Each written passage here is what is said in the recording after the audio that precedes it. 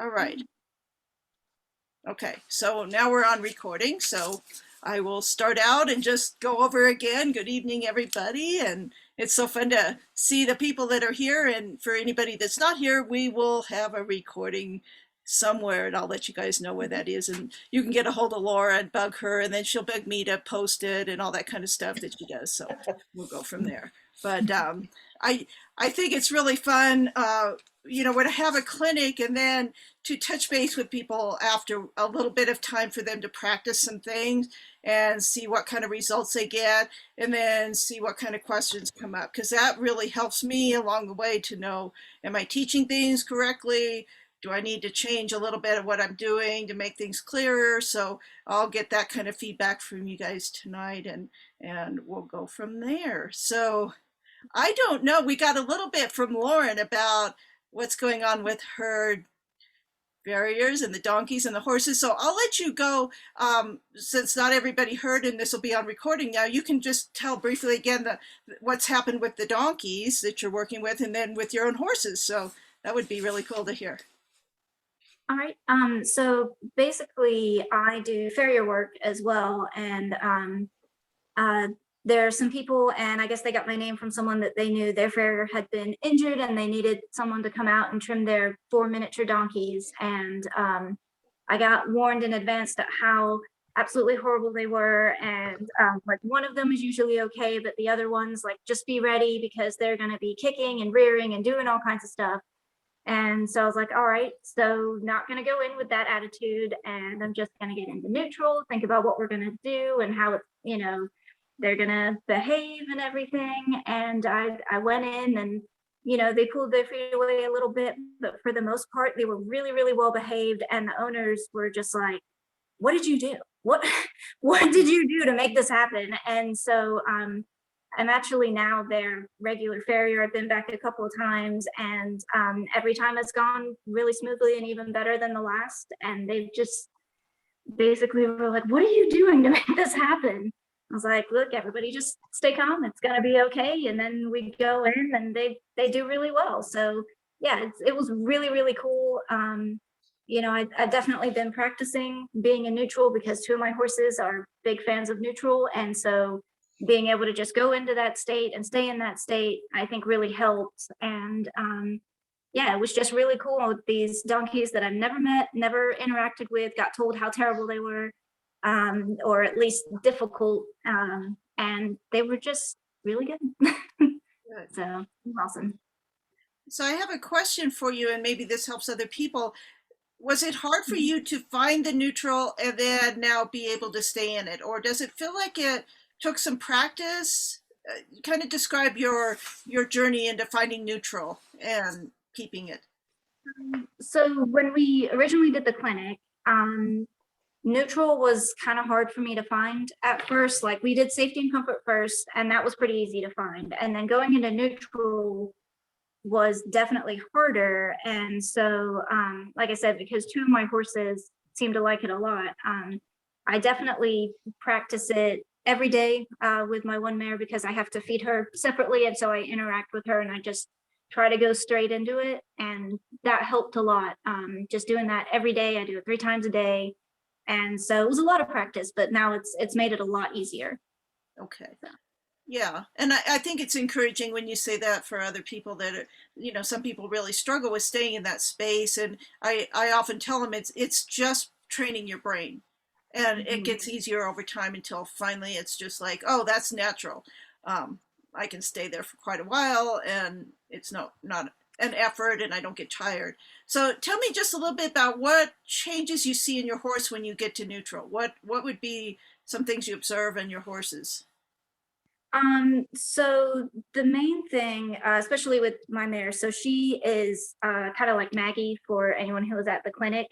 She's a little grumpy, doesn't really want to be around people, and doesn't want to get haltered. And once you have a halter on, she's fine, but like, getting to that point can be rough. So what I did was I just go into neutral, and instead of having her ears back, her ears will go forward. You can see her just kind of breathe out a little bit and relax, and then now she actually will come right up to me as long as I come in that state. But you know, and I never had a problem catching her, but she was always grumpy about it.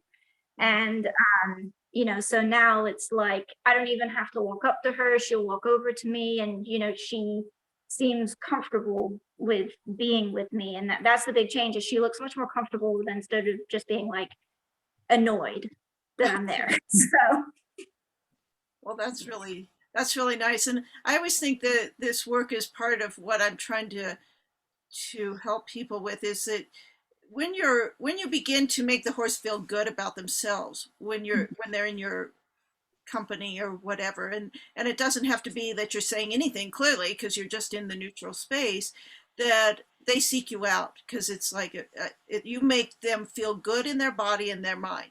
And so that's really, it's so simple. You know, I think it's so simple, but yet it's hard. um, Horses, because really it's the simplicity of it is all they want to do is feel good, and the hard part is we have to figure out what that is and help them through that, and especially if they had any trauma before, and do that. But it sounds like you're going strong on this. I'm really proud of you about how well you've done, and you know, I've run into other people, and it is challenging for them, and they have a hard time getting to those spaces and holding them, and they've got all this mental garbage going on up there, and it's really hard to kind of stop that and get in that place. But you're going to be the inspiration. It's like you can do this, you know. It's you can do this, and that's really my goal. Is not that I can do it and I want you to watch me work horses and look at me. Well, you know, that doesn't matter to me. What matters to me in my life right now is that I can pass on something that's going to help people, yeah. and they'll grow from that place. And I'm sure you're going to take it and go other places with this information and experiment onward. So Definitely. thank you for coming to the clinic. Thank you for, you know, just for everybody that's here. It means so much to me after so many years to be shut down in this area. And you know, you guys probably get it. Once in a while people don't understand it, they think it's weird, they think you're doing some kind of odd magical whatever, and it's not. It's so natural for us to do this. If we, you know, it's part of our makeup as human beings. We can do this stuff. We just have to remember we can. So thank you. Yay. See, you guys are making me feel good. I was having kind of a bad, like, oh, poor me day. So I'm like, oh, I need some inspirational stories from people. So, you know, because this is a long journey for, I think, all of us. You know, I can speak to it. We've struggled in this, trying to find different ways. So, all right. So who wants to go next and share? Don't all jump in. I'll go. Over. Maybe You're next on the line. I have Oh, it's Jody. Okay, we'll let Jody go. Go ahead. so my computer has lousy internet, so I might be on a delay. Okay. I got my horse in January, and he always was easy to catch, but he might not stand still when I first walk into the pasture. I might start walking away. So again, it was going to neutral, and he'd go into neutral and he'd stop walking. And now I've added, after the neutral, is to go to fun and show him where we're going or what we're going to do. And then he'll turn and come to me. And it's like black and white. Wow. That when you walk in and you see him walking away and you go, okay, let me just go to neutral. I didn't realize I was coming with stuff in my head, and just stand there and close my eyes for a few seconds and think of meditation type stuff. And he just stops and looks at me. And then we had him in the barn, and I was going to try and connect with him. And when you said, okay, make the phone call, well, he's there with me all the time. You know, his head just turns, and I was like, okay, don't need to work on that one. So he's just lovely to deal with. Oh, good. Wow. And you know, I think it's funny because these things, I was asking somebody today, I have these silly names for the different things, like the anchor and the phone call and these different things. And I said, my sister would go, oh, that's so silly. You should have really official names for things and very scientific names for things. And I kind of feel like if I say make a phone call, the idea should come to your mind like, what is a phone call? It's a connection, right? It's like, hey, hello, are you there? And what else? There's no better way to describe that. And even like with our phones, we can make a landline call when you've got the lead line, or you can make a wireless call. And, so I can't think of a better term to use, to get everybody to think about that. It's just about connection. Somebody just kind of going on with the phone call, someone was doing the phone call, but then what they were having trouble with is, though, if the horse was moving, they wanted to correct it. And I'm like, okay, we need to really separate the phone call from it. It can have no correction element to it. There can be no correction when you're doing the phone call. It's merely, hey, how are you? And come over here. So I'll let the horse walk around if he's walking around or whatever. But if he's so distracted that you can't make the phone call, that's when I'll go to the anchor and then get him to release some dopamine and relax his body. So the anchor I use to calm a horse and to help them, if they're really distracted and looking off in a lot of places and they're up and down and just freaky, I will use the anchor. If I just have them look away for a second, I'll just go ring, ring. Hey, are you there? And then they're back. So oftentimes if you let them get distracted too long, especially if it's something scary, then you'll have to go to an anchor. So the sooner you can catch the first bit of distraction and just make the phone call, you probably won't have to go any further. You'll be able to keep them under control. So I just wanted to, I don't know if I clarified that at the clinic that I did with you guys, but it has come up before where I've seen people going, oh, I've got to make a correction and his feet aren't staying still. And then they're doing all these things to try to keep the horse there. And it's like, that destroys your whole idea of the phone call. Because that would be like me calling up and going, hey, you didn't do this and this and this and this, and you're a terrible person, and I'm gonna, and you just yell at them. Like, are they gonna answer you next time? Probably not, right? So you just keep it where every time the phone call, when they come in and look, you're soft. And it's that simple, So I think I have a little colt that I'm working with now that's a saddlebred colt. And he's just drop dead gorgeous, black, 2 white socks, a little star in the front. He's just so nice, and he was so naughty. Oh, he was so cute. But and I'm working with him, and she was kind of saying sometimes, like, why don't you correct him for all this stuff? And I'm like, well, he doesn't even know he did anything wrong. So why would I correct something? That's going to make him really nervous if I correct for everything I perceive as a misstep on his part. I'm going to let him mess up. I'm going to make sure I'm safe and he's far enough away from me, but he's going to get to figure out some things on his own. And I started with the phone call with him. And what was really interesting, the very first time I took him out into a round pen, and his very first time away from the stall and the other horses, a couple phone calls on the way down there to the round pen. And then he got in there and I had him just walking around about 3 feet away from him. I wanted him to feel like, you can walk over there where I'm safe from you and you're safe from me, and you can just walk along. And I let him just do that. And there were horses screaming for him in the other pasture.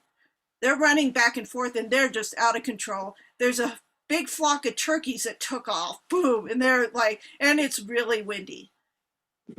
All I had to do with that colt was make a couple phone calls, and he was right there. And it was so funny that one time I let him kind of look for a second, as long as his body stayed pretty calm and everything. And then I'd make a phone call, come back, I'm here, everything's safe. And it was really cute where he got to one point where the horses were calling him, and he did the phone call, but he whinnied under his breath. But he stayed completely like level-headed, and relaxed, and I'm like, wow, if I'd have known this when I was training horses, it would have helped a lot. I didn't have that level of nuance at that time, but just kind of giving you the example, which you guys have already used it, but it's so powerful, so powerful. So anyway, that's my little soapbox on it, which you guys already know. So all right. So Laura, do you have anything you'd like to share? Sure. Um, I think I told you last week when we talked, I found out with my mare, if I'm going to have a successful session with her, I need to go in without an agenda. They need to be impromptu, because if I go in with a picture in my mind of what we're going to do, I guess I'm too focused on that. It's like, nope, we're not. But if I just kind of go out there and do whatever feels right, I've had some really cool things happen with her. Lots of good releases, things like that. I've also gotten where with the catching, I've got two in the pasture together, and it's not that they don't want to be caught. They think it's a great game, to run around and do all that silly stuff. So I just kind of go out there in neutral with the halters and stand there, and they're like, "What's she doing?" And finally they'll come. Finally they walk up to me like, "Okay," And the other thing I've realized is the barn's always kind of in my place to get rid of all the stuff, of the day, and kind of my happy place. And I've tried now to get rid of that before I go to the barn. And I can tell a difference in my horses. They're much more engaged. They're coming to the stall, they're coming to their stall doors, not just whinnying and bumping around for their dinner. They want attention, and they actually want to be there where I am. So that's really cool. Wow. I had a question for you, Dr. Faye. Harvey, the horse out at Betty and Ann's, remember Right. Harvey? We've been working with him some, and it's almost like when we first start out, and he did this when you were there, he still like shuts us out, head over the round pen, away from us, whatever he can do. And last time I was out there, I could not get him, no matter what, to pay attention. So I just went and put his halter on and brought him to me. And if he needed to walk away, I let him leave. But I just kind of said, okay, we need to focus on this for just a minute, Harvey. And got some really good responses from him. But was that the right thing to do, or should I have just left him out? No, I would do what you did, because sometimes I don't like to leave them in a state where, let's say, that's his old behavior, right? An avoidance Yes. of people, and so his trigger was people coming into the thing. Now I avoid you. Yeah. So if you let him, and I'll do a story after this about something that happened at a clinic.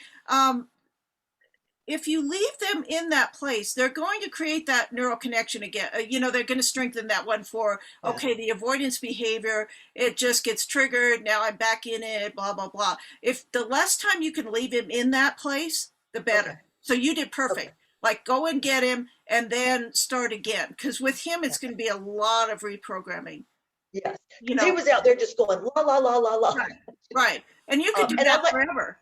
Yeah, and I let him walk off if he needed to.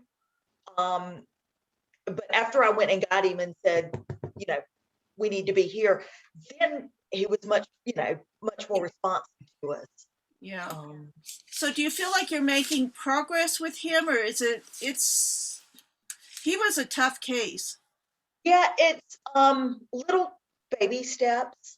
The anchor is working well with him. What we usually do with him, and Betty and I usually work with him together, is we go in and we do the anchor and maybe a little bit of the emotional trigger release, not a lot of that, because he's got so much.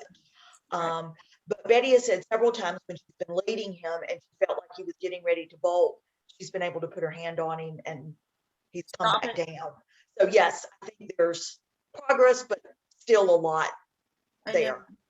And thankfully, there are no expectations of him, so we can take our time. And I feel like we're learning from him. Yeah. More than he's probably getting from us, but And I think it's really important because, that's where we get our learning, is not from the easy horses, but the difficult ones. And, you know, what is his prognosis? If you don't do this work, there's not a quality of life for him or the Right. people around him either. Yeah. Right. Yeah. So if you've got the time, it's beautiful. And Yeah. I just love, you know, you can check back as you go through it, you know, contact me if something comes up, and we'll look at it, because it's just going to be a matter of time. It's just Yeah. like people with severe trauma. It's going to take them a lot of Yeah. hard work to get reprogrammed. And we don't work with him long, maybe 30 minutes, and then just let him, you know, put That's- him back out. So, yeah. Yeah. you know, Anne did say she did just a little bit of, what did she do with him the other day? She went out and was just playing with him a little bit in his paddock, and said he was very responsive and seemed more alert and interested. Oh, So good. Yeah. thankfully he's one that, even though he was a case probably headed for a bad end, you know, he gets to live out his life there, Yeah. you know, safely. So Yeah. And I think that's a really good testament to how careful we need to be when we train them from babies. yes, You know, because it was he's just, so you know, easy not to Yeah. have that reaction. yeah, because he's what, and guys, just for a little bit of background, this is I think he's 8. Is that right? I think he's 8. A horse that was sold to a lady to be a show horse for her daughter, for a child. And he has so many issues. I mean, he continued to escalate and get more and more dangerous, you know, as they went on. And he went to a couple different trainers, and it's worse and worse. These people, you know, did their due diligence, checked everything physically. I mean, all the way down the line with everything, even x-raying his spine and that sort of thing. Can't find anything wrong with him, but he's got so much trauma and baggage that he just blows up, I guess. Is that how you would Yeah. describe it? Yeah. Blows up, yeah. And the least little bit of, like, he reaches that threshold of stress where he has to blow, and it's so fine. I mean, it's Yeah. hardly anything at all. And it comes out of I mean, it's just like nothing, and then boom. I mean, there's no in between, no time to prepare. And he just seems really uncomfortable, you know, in his body. But Anne Shirley out and Betty Tedderton have him, and he just is living there. Nothing is required of him. Yeah. So thankfully they saved him, because he was headed for really, really bad stuff, I think. I think so. Yeah. Well, you can name him the professor, since he's teaching all of you the fine art of. Yes. Well, with the animal communication thing, he asked me what his purpose was. And I told him it was to help us learn, to teach us. Was he okay with that one? I think so, yeah. Hey, cool. Yeah. And tell him, don't make the exams too hard. You know, too gentle on us. Yes. Don't overdo it. That's it. Yeah, there's this whole thing about reprogramming or rewiring the nervous system. It is tough. And I saw a horse at a clinic recently, and you know, there was a person there, and nothing wrong with what they were doing. I was trying to do an anchor in a phone call. I think I was doing that. This horse was very distracted and everything. And sometimes when you do the anchor, you also are hitting an emotional trigger point. That place you choose as an anchor is actually an emotional trigger point. So now you've triggered a bigger behavior, and you're dealing with that, and you're in your neutral, calm space, letting them deal with it.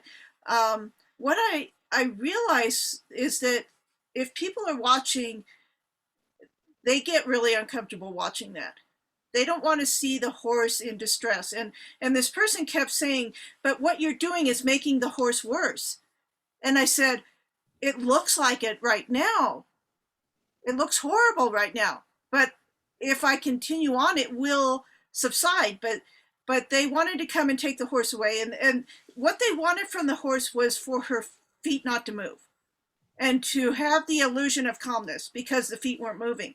And so they took her somewhere and had her feet still, and after a little while, and they're off on the other side, and I just kind of let them go at that point, because it's like, I'm not going to argue with you here about what I'm doing or what the thing is, but I'm going to let him go over there and do that thing, whatever that thing is, and then pretty soon the horse quit moving her feet, but it just zoned out. It was just like fixated. And I'm like, okay, so getting back to our point with Harvey, don't let him be in that state very long, because that was the place she wanted to go to. All right. And he goes, but she's okay. Look, she's okay now. And I said, she's not okay now, right? She is not okay.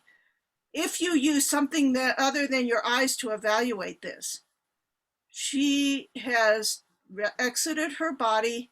It's a coping mechanism. Okay. And so then we had the discussion about, and I think this happens in the horse world a lot, where people do some activity to the horse and then it appears from your eyes and looking at it, the horse is okay. But we're learning to look at them in a different light. We're learning to feel like, is that horse really okay? And I'm going to use other senses to determine if I feel like that horse is really okay.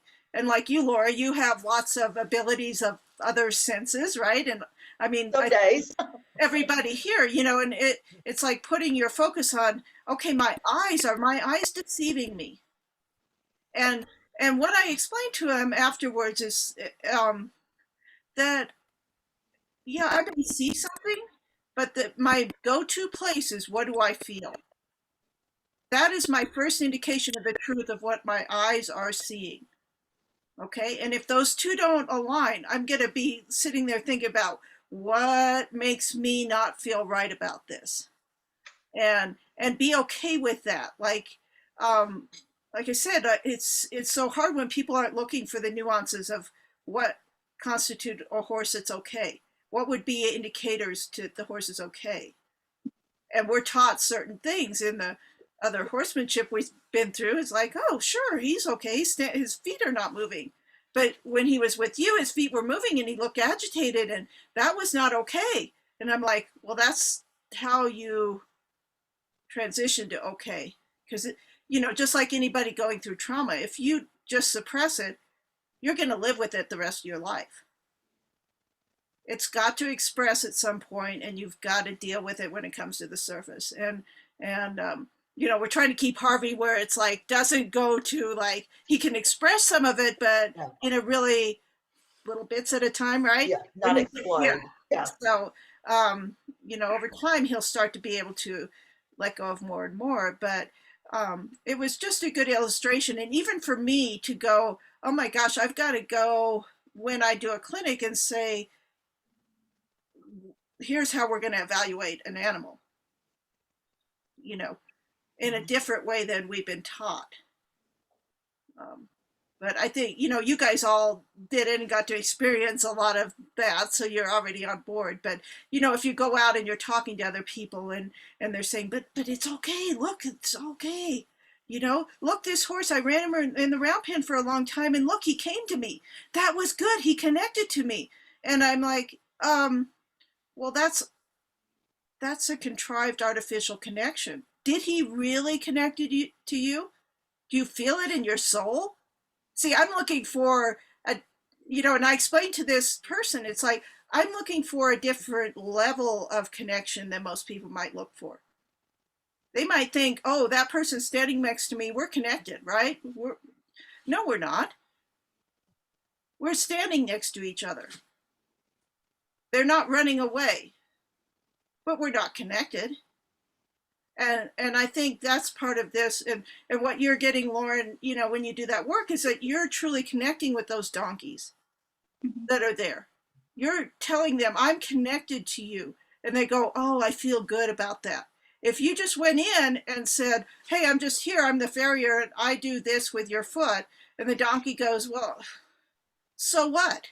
I'll make it hard on you, you know, because you didn't take the time to notice me as a being, you know, and I think that's really the crux of most of this work is noticing everybody and everything as a being and understanding where they come from.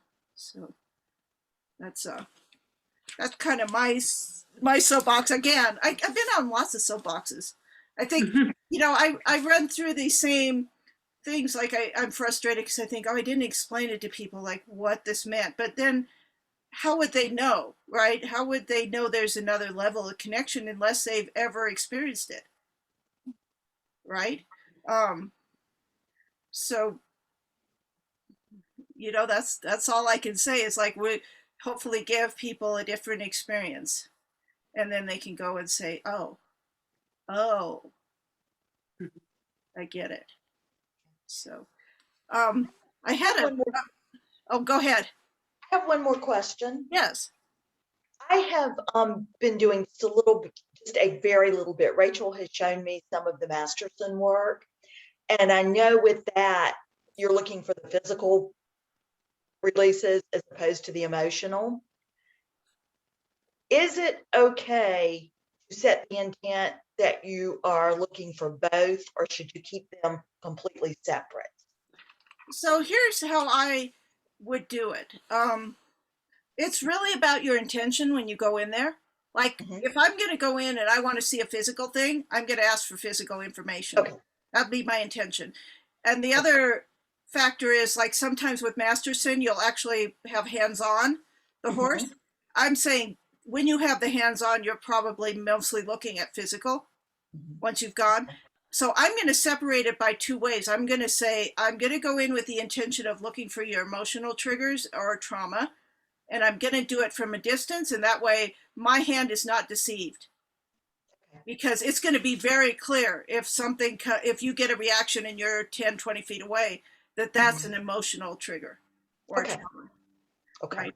I mean, it could be, it is all married together, but if you want to separate them out, because I think it's important to separate them. And I know I talked to Sandy Freeberg, who taught over with Rachel just last weekend, and she was going, oh, Masterson, we look at emotional too. And I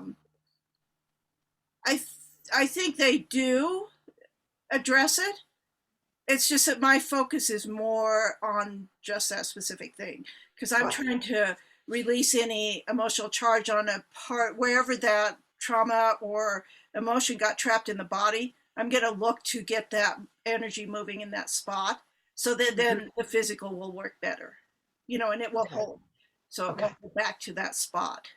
Okay. I kind of thought I was muddying it, but yeah. And Sandy and I worked together.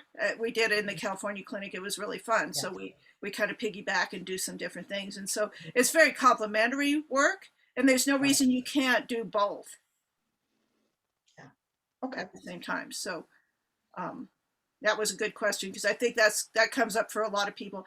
The other maybe distinction between Masterson, I think this is a really important one. The distinction between Masterson method and the emotional trigger release that I do is that Masterson, you're doing something to the horse. And with my stuff, and I think coming from the psychology end of it and all that, it's like, well, if I want them to, you know, look at their stuff, I want them to look at their stuff, evaluate their stuff, and then they have to be the ones to let it go. Because if I facilitate them letting go of their emotional trauma, it's just going to come back. They have to be ready to look at it. They have to do the work themselves, and that's when they become stronger in their emotional body. Because otherwise I'm just going in there as a crutch, and then every time I go to that horse, they're going to exhibit the same emotional problem, and I'm going to fix the same emotional thing every single time, right? So I would rather them go, I go, hey, you got this, you can let it go when you're ready. And then they have to figure out how it feels to be uncomfortable and whether they can find a way to work it out themselves. And then they can heal themselves. So that's my big distinction in the difference. So nothing wrong with Masterson, and like I said, go in afterwards and help facilitate that out of the body. Mhm. Perfect. Okay. Okay. So good, excellent question. I got a text, so I'm going to look at my phone for just a second because I have a friend in Utah and she's looking to buy a pony that's in South Carolina. And she wanted me to ask, says, ask your South Carolina friends something. And I can't see what it is. So hold on while I look and see what her text said. So I'm going to be rude and disconnect for just a second. And you can make a phone call back to me. Okay, hold on. Okay, let me know if any South Carolina friends have any ideas about transporting that stinking cute pony. Maybe someone can bring it to you and I can come out and pick her up from you. I'm sure all you want to drive to Colorado now, right? Oh, yeah. Yeah. Yeah. Yeah. But I don't know if you know of any good transporters in your area. My next door neighbor does horse transport sometimes, so I can maybe ask her and then I can email Laura and she can maybe get it to you. Oh, that would be perfect. Yeah. That would be perfect. Okay. Because I figure we're all in our network. It's like, why not ask?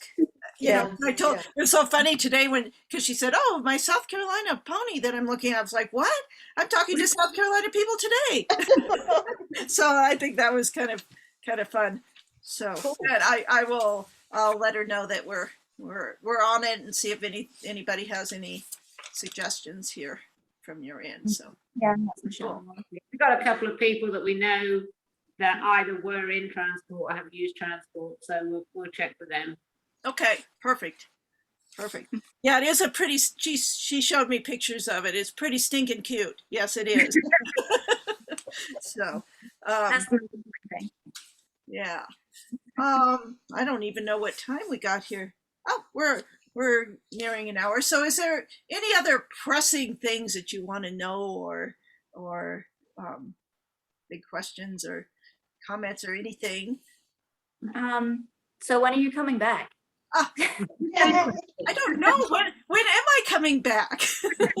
October. October? Unless we can move you here before then, we want to see you in October again, I think. That would be plenty fun with me.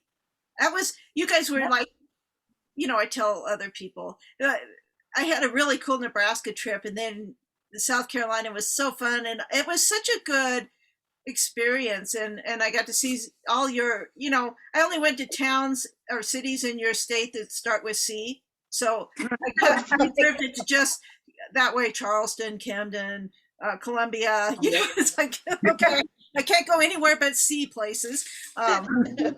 But it was a beautiful trip back, and just a funny thing that happened on the way back, and I was kind of going with the flow, and I didn't really. I'm trying to practice like those things I preach, right? Go with the flow. Don't over analyze. Don't over stew or whatever. And I'm like, oh, I'm a silly girl. I'm going to drive across the country without any real idea of where I'm staying on the way, what I'm going to do, when I'm, and it went so smoothly. And then on the way back, I got to just outside Kansas City, and I stopped for the night, and I looked at actually a friend of mine in another part of western Kansas. She texted me and said, oh my gosh, we got this storm that came through. It blew tractor trailers over. It was these tornadoes that came through, and I'm thinking, oh, it's headed right for Kansas City, and I got to drive through there in the morning. I'm like, oh boy, this is going to be interesting. So I thought, okay, I'm going to check with my intuition here on this. And what should I do? And then I'm like, okay, I'll set my alarm for early, so I'll get through Kansas City in the traffic in the morning, and then I'll get on the other side, and it'll be fine. I'll drive through some bad weather. Well, I set my alarm for 6 a.m., but my intuition said you should get up at 5 and go, like 5 minutes to get ready and check out and go. And I went along with the intuition. Okay, if I woke up and I'm really awake at 5, there's a reason. So I got in the car. I drove through Kansas City, and it was starting to rain really hard, and it was pitch black. And the good thing was it was raining so hard, everybody was going really slow. So we were just creeping through Kansas City. I got on the other side of it, which was, if I'd have been an hour later, which was what I set my alarm at, I would have been in the midst of this major big traffic accident that happened in downtown. And I get out the other side and I'm like, are you kidding me? I look at my watch, 1 hour later, I Wow. would have been in a big mess.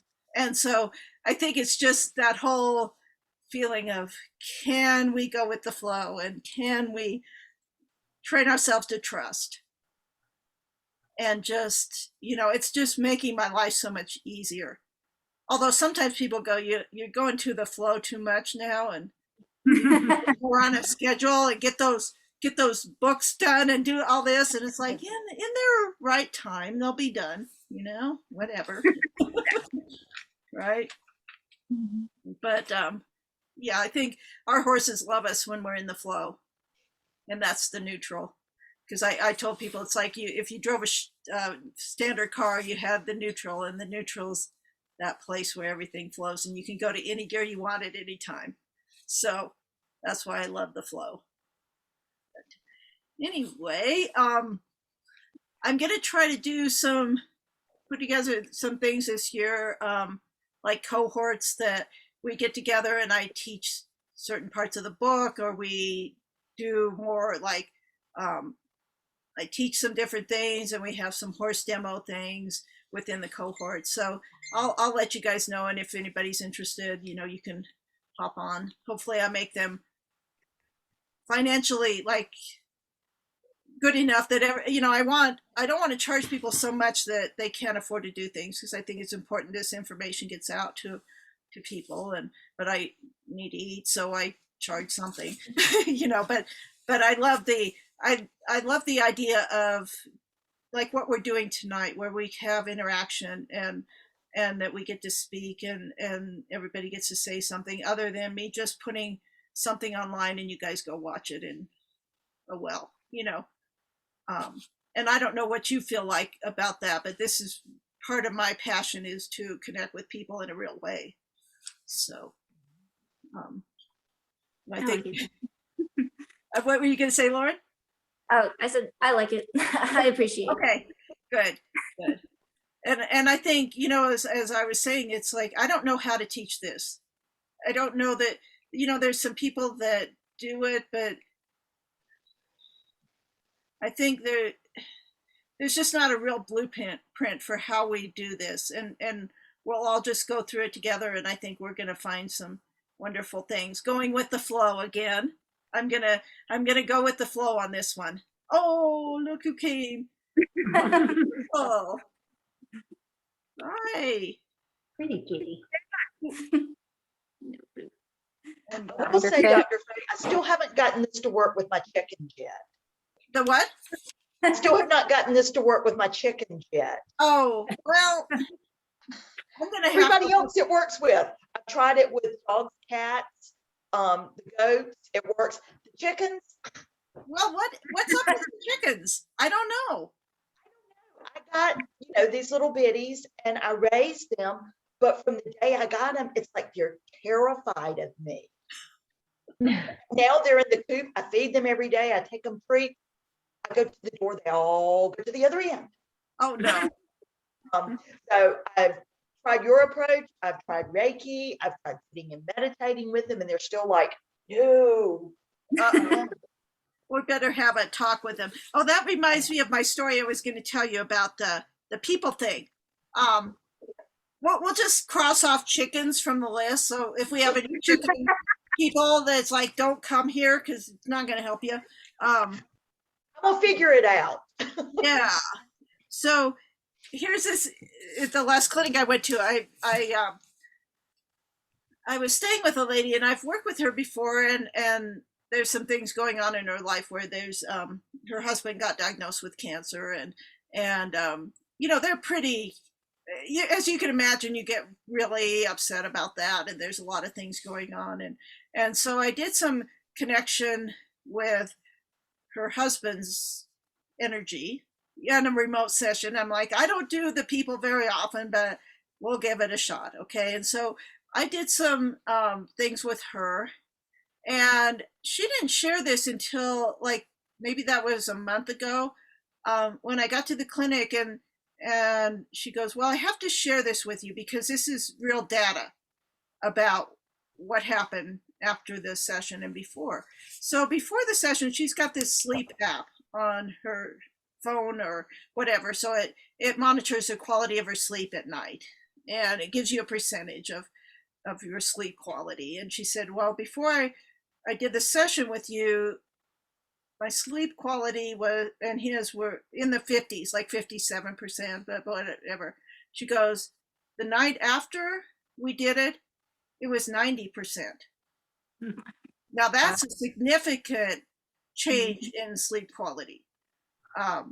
And she goes, and it stayed for an extended period, like a week of time. We were in the 90s of that. So it stayed. And I thought, well, that's really good data because we don't often get those like real numbers of, if nothing else changed, we might assume that, some of the energy stuff did a pretty good thing. And so, getting back to what Lauren working with the donkeys, it's like, that's the same type of data essentially that, the sleep app gave us numbers.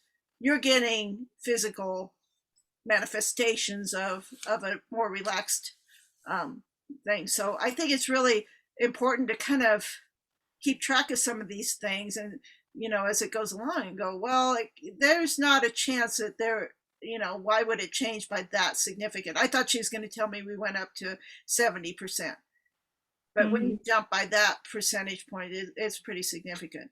So it just gives me because I don't do people, and it's like, well, you don't get a whole lot of feedback, and a lot of the feedback you get is subjective, and so you don't know, and so you go, well, maybe it works, maybe it doesn't, whatever.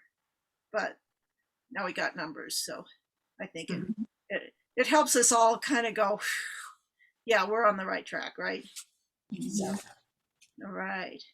Well, if you guys come up with anything, stay in touch with me. I'm willing to check in with you guys every so often, if you feel like a hankering for it.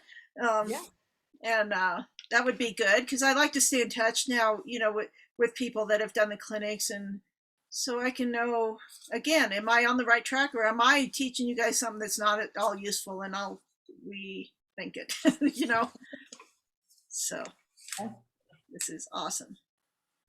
I have one quick question. Okay. I just got a new horse Uh-huh. and she just arrived on Sunday, and she's kind of more of a high energy type horse than what I'm used to dealing with. And so in working with her, I'm wondering what should be my starting point. Should I work on the anchor, or should it be the telephone? She's pretty anxious when I bring her out and stuff. Okay. And so I'm just not quite sure where to start with her. I would start with, like Lauren did, with the neutral, like making, just testing to see what emotions seems to calm her. Like not in, like maybe just being in her presence. Can you notice any changes if you switch from neutral to, let's say, safety and comfort, or are you noticing any changes in her? And then I definitely would start with the anchor. As Okay. long as you can get into that really relaxed, calm space with the slow breathing and everything. And then just see if you can help her reach that, get that dopamine response. Okay. So Okay. that was the one where we just look for when you have your hand there with the anchor, just Right. the zone out, and then the eye blinking, and then the head down and looking and chewing, and see if you can get that to start working. Okay. I don't have a round pen as of yet, so I should, and she's out in the pasture with other horses. So should I just do this like on a lead rope with her Yeah. haltered and just go with it that way? Yeah, I always do the anchor usually, and I'll take the lead rope, and then I'll let her move, and I'll just leave her enough, like, what is it, 3 feet worth of lead, and I'll just plant it on that hip opposite On her, her hip, like she's yeah. over here, and I'll just Yep. plant it here and let her go in a circle and just walk with her. Okay. And do the anchor. As soon as you get any slight response, just take your hand down and let her just zone out. So you're gonna let her get get sips of dopamine Okay, without expectation that she can hold it. And you're just going to show her where that is. okay. All Yeah. right, good. And She's then, in the barn and everything. It's when, once we leave the other horses and they're calling for her, just like you were talking about earlier, then she starts to get worked up. But overall, she's pretty calm and good natured when I handle her. It's when I Okay. take her away from the others that I start to experience that anxiousness and all that kind of thing. yeah. And it'd be good to do the anchor. I always do the anchor when it's a low stress environment. So you make sure you Okay. do that whole thing and then gradually increase the level of nervousness, Okay. things Okay. like that. Okay, I'll go at it that way then. And Yeah. what's really cool that the one lady that I work with, her horses had the Buddy Sour thing, and we did the anchor on each horse, and then it got to where the horses were okay going away from each other, but the one left behind was the one having the meltdown. Yeah. Then she started doing the bubble and modeling calmness for the horse that stayed behind. So she would just not send them that, but model like, here's what you could do. Okay, Mhm. and then show her what an alternative to being crazy would be.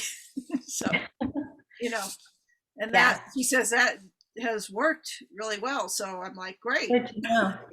That's good to know. Yeah. So just Yeah. in the future. So, all right. Okay. All And- right, thanks. Yeah. And maybe, we'll just keep in touch with me. If you have other questions, just shoot me an email or something, and I will. I'll be happy to Okay, help you tweak it or whatever you. you need to. So, okay, thanks. Hey Cheryl, Yeah, I know it's kind of far, but if you want to, you can use my round pen. oh, thank you. Yeah, I think it would be tough to get that far with her right now, but I think Gina's gonna let me borrow her round panels. Oh. Yeah, so I'll probably get them and just put them up somewhere here in the yard and go at it that way. But thank you, I appreciate it. We'd probably take you up on that down the road to just get her used to different environments. Mhm. Thanks. all right. You're Good.